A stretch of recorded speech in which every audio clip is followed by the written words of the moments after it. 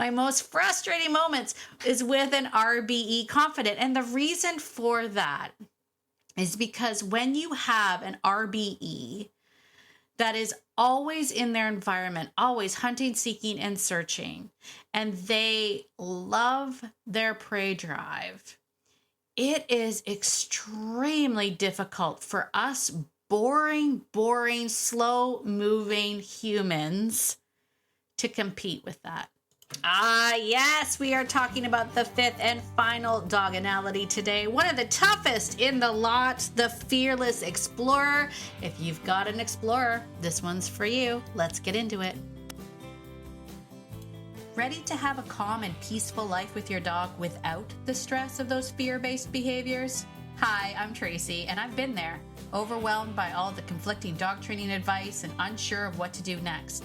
But now I help dog lovers like you simplify your life with your dog by building confidence naturally, fostering trust, and addressing those fear-based challenges. So, if you're ready, stop chopping those chicken wieners and let's get to it.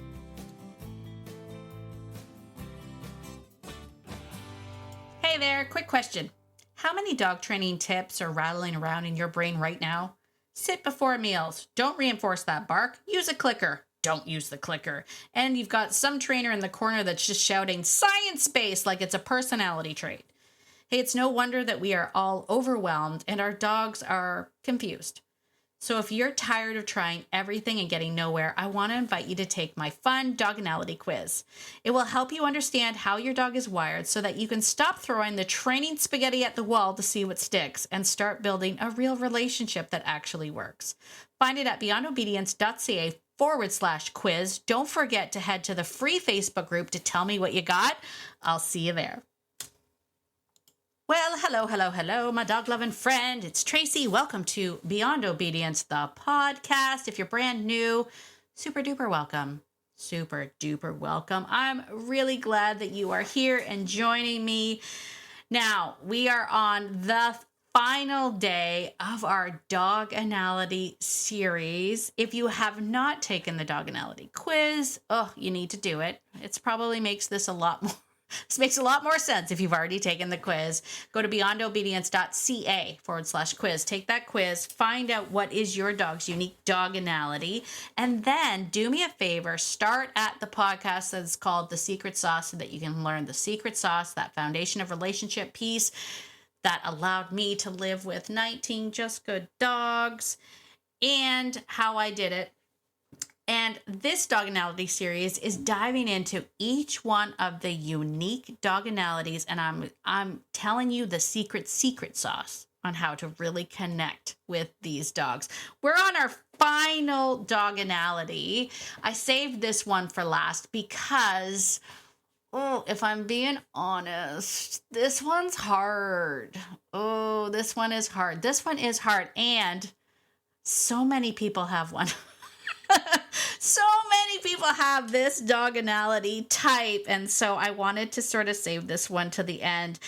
Shout out to all of my peeps that have the Fearless Explorer. Wait, let's give some applause to you. You need some applause.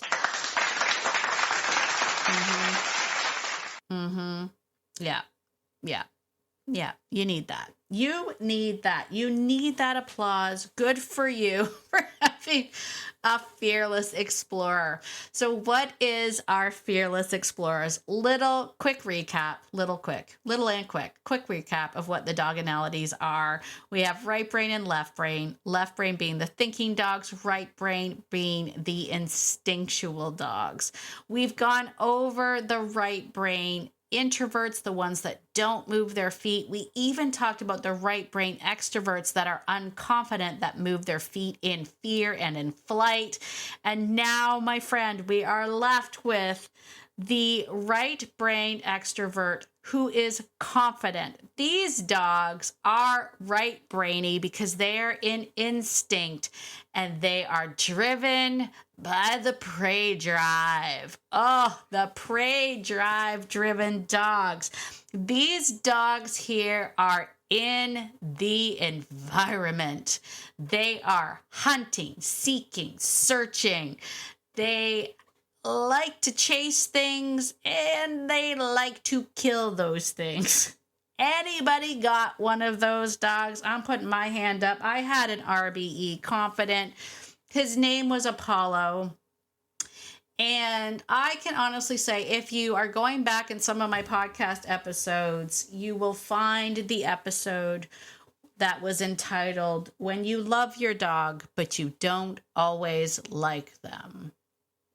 And that was my RBE. That is, this is Confessions of a Dog Lover. Because I loved Apollo, and I miss Apollo. And I am grateful for everything that he taught me. And even as I think of him right now, it puts a smile on my face, the love that dog had for me. But I also had probably some of my most frustrating moments.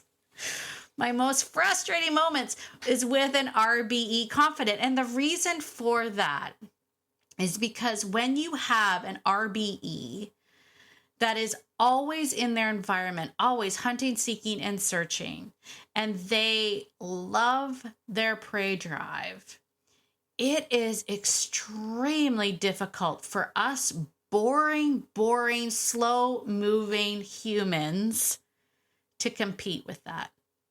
It's really hard for us to compete with that. How are you more fun than chasing a squirrel? Like, you're not.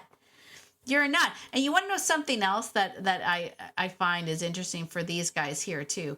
Your food pouch will always fail to prey drive to an RBE Confident. Right? The fearless explorer that's over prey, they will choose chasing a squirrel over food. Here's why, though, if you think about it, right? Because we're talking about what is prey drive. Prey drive is survival. It's still rooted in survival. Right? Everything about the RBEs, the right brain dogs, right? They're instinctual. Everything is rooted in survival. Well, dogs in general are rooted in survival. Even the LBs, the left brain dogs are still rooted in survival. They've just figured out that if they use their thinking brain, survival is easier if you cooperate with humans. That's it, right? All dogs, if we can wrap our heads around that, all dogs are rooted in survival. And once you grasp that, life gets easier for you. It's just, as I mentioned, the LBIs and the LBEs, the left brain dogs, they've just figured out life is easier. Survival is easier because I can partner up with humans. The RBs, they're out there like, I can do this on my own. Or I feel like I am on my own if they're the scared ones, right? But the RBE Confidence, they can do it on their own, friend. They're like, I can do this on my own. And the reason why prey drive will beat out your treat pouch every single time is because you are trying to compete for the same thing. But the running after and chasing and killing prey is way more fun than just getting a snack out of a treat pouch. Right? Like, that's just, that's free food. Who cares? I didn't kill that. I didn't chase that down. I didn't kill that. I'll take it if there's nothing else going on. But I'm not gonna turn around and come back for your turkey sausage. You know what I'm saying? If I can chase a squirrel. Right? So these guys are rooted in the prey drive, and they are in it. They are in it, and you can't beat it. And this is where a lot of people struggle. And the reason why there is a huge struggle here is this is where you will get pulled into the dog training drama if you let it. You'll get pulled into it. Okay? You'll get pulled into it. And it's dark. Just don't. Gotta resist it. Because here's where we struggle. Because let's just talk about the secret sauce. The secret sauce. That's 3 secrets. The secret sauce for the RBE Confidence is that because they are rooted in prey drive, rather than try to stop their prey drive, which you can't, and you wouldn't really want to, because it's who they are. Rather than stop their prey drive, you need to be a part of their prey drive. Now, if you just dropped your coffee and was like, how am I supposed to do that, Tracy? Don't get me wrong. I'm not saying you got to go out there hunting with your dog unless you want to. Be super cool. But you don't have to go hunting with your dog. What I'm saying is that you have to kind of meet them where they are. You have to be the person that understands prey drive, understands the predatory motor pattern, figures out fulfillment, right? Their fulfillment, and meets them where they are. Okay? Because it is easier to say no, not now than no, not ever to a RBE confident. Right? When we can start to give them the outlet, when we can not only be a part of it, but be a part of that predatory motor pattern, either through games like tug or flirt pulls or all of that stuff. We start the game, we end the game. This is the fulfillment part where you're like, that's the trifecta of everything. You're hitting them with the relevance because you're understanding their innate survival stuff. You are, being a leader because you're starting it and stopping it, and you're deciding all the rules, and you are meeting them where they are, all of that stuff. It's a trifecta to them. But here is where, and this is the truth bomb that nobody wants to hear, these dogs here, okay, because they are innately right-brained, they're drivey dogs. These dogs do need obedience. You remember when I talked about the left brain extroverts, they like obedience because they are generally left brain. They come with a resume. They know they want to partner up with the human, so they like it. They like to learn from us. The RBECs, these fearless explorers, the ones driven in prey drive, they need to have obedience. Okay?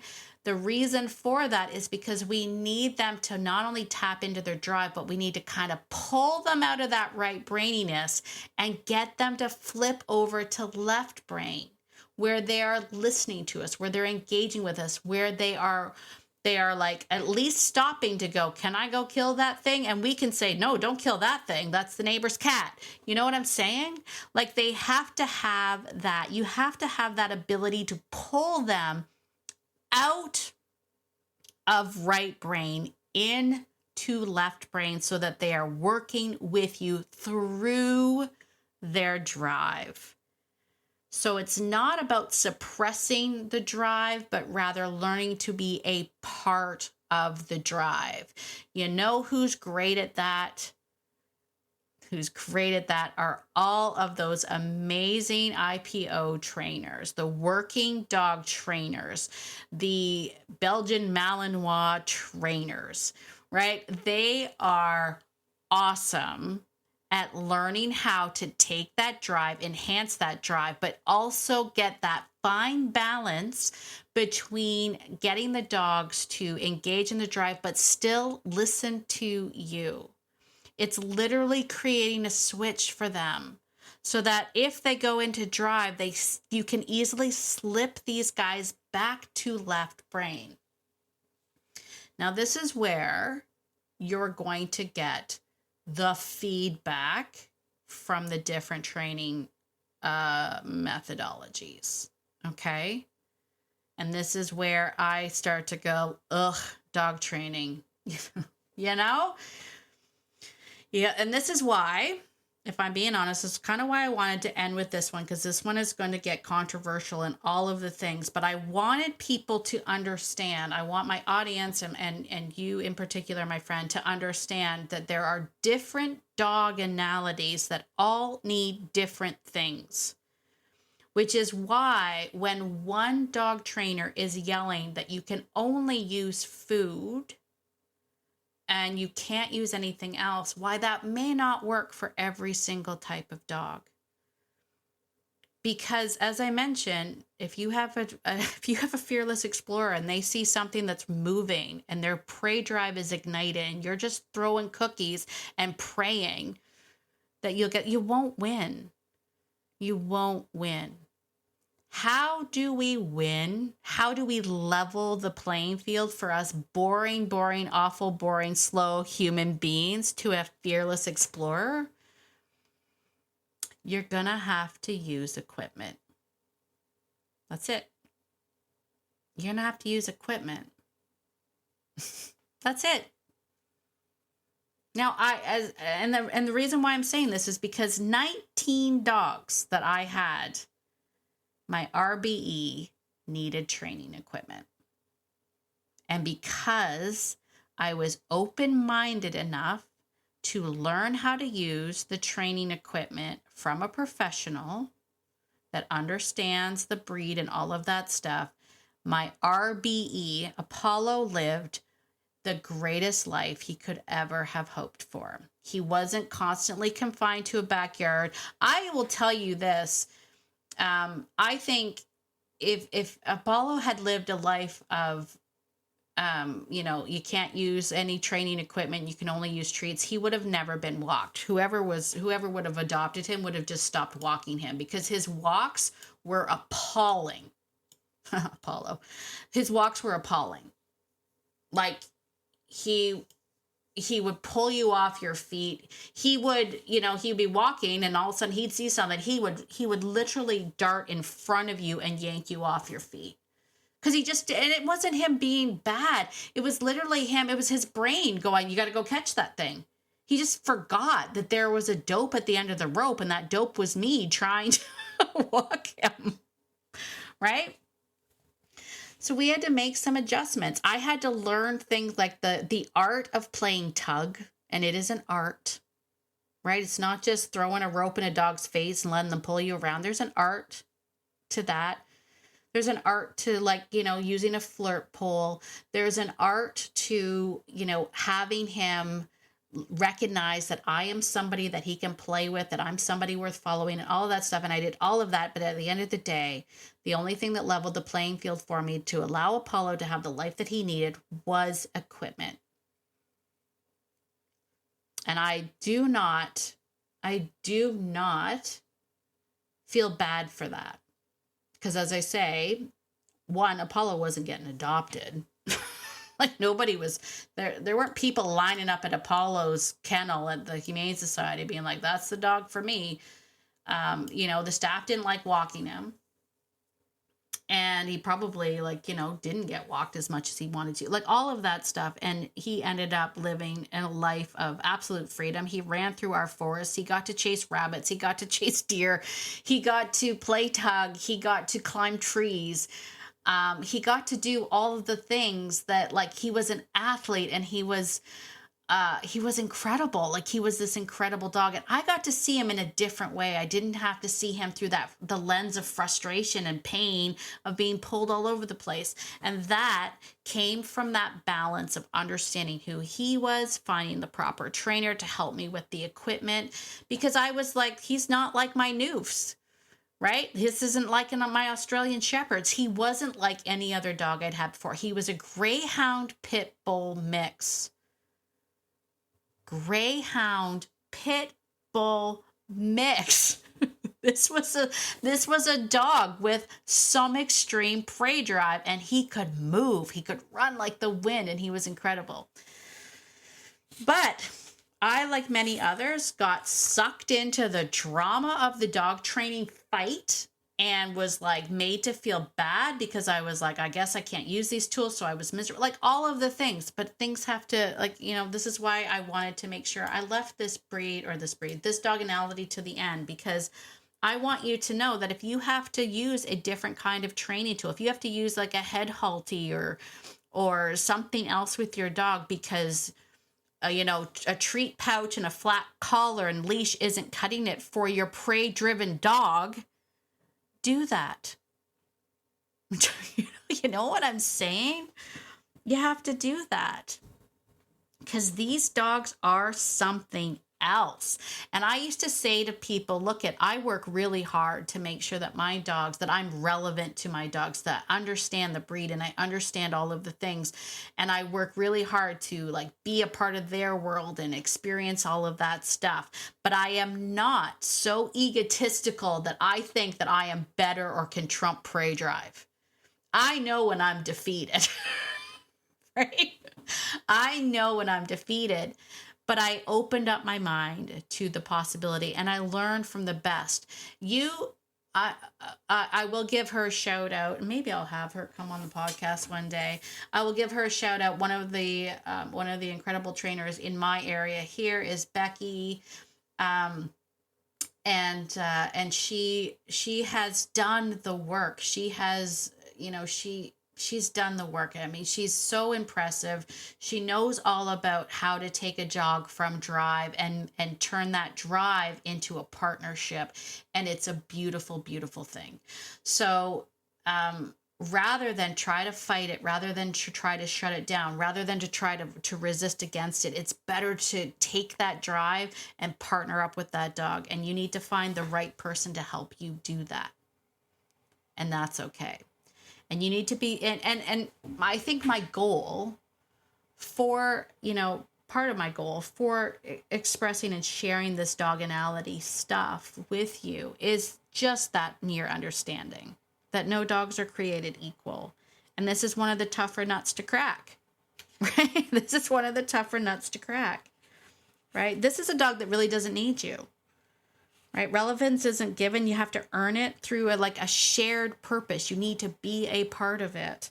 You have to be a partner with these dogs, right? Engage with them. Engage in that prey drive. Understand the prey drive. That's all the relevance piece and all of that stuff. So again, shout out to you. I'll give you some more applause. If you've got a fearless explorer, this is for you. You deserve it. You deserve it, my friend. If you're really struggling with that, hey, you can reach out to me. You can join the Fearless Framework. I'm not saying that this isn't for you or for you if you have a Fearless Explorer. All of the work that we do in there will still help. But what I will end up saying to you is if you have somebody in your area, a trainer in your area that knows how to take prey drive and turn it into a partnership with you, I highly recommend that trainer. But that, my friends, is the Dogonality series, the secret sauce to each and every single one of them. To recap, we had the left brain introverts, which is our calm thinkers, and the secret sauce to them is leadership that you're not paying attention to.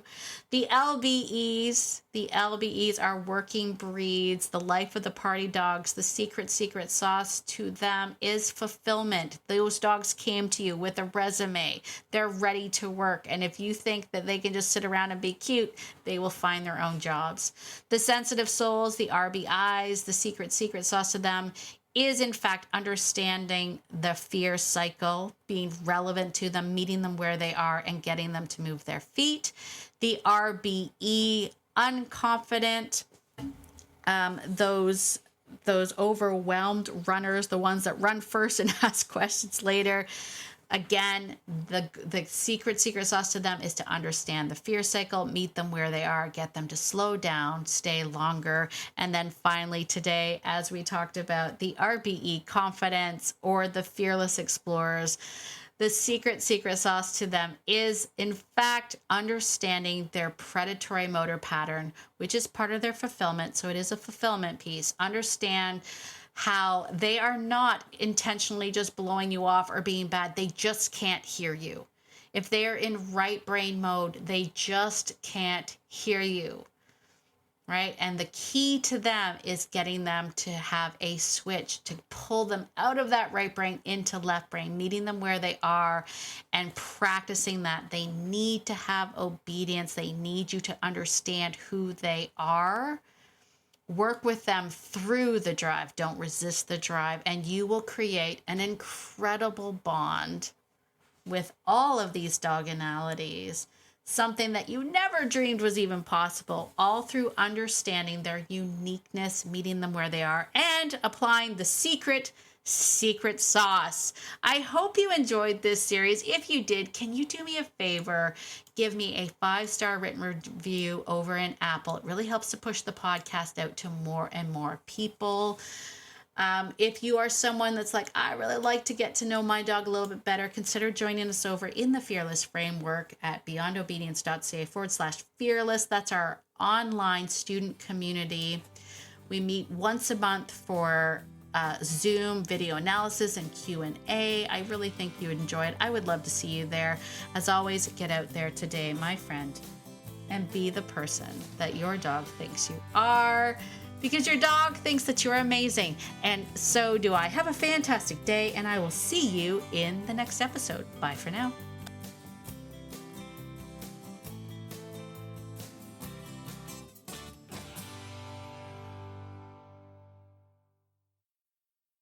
Oh, and one more thing. This podcast is meant for entertainment and education purposes only, and it's not meant to replace hands-on professional training.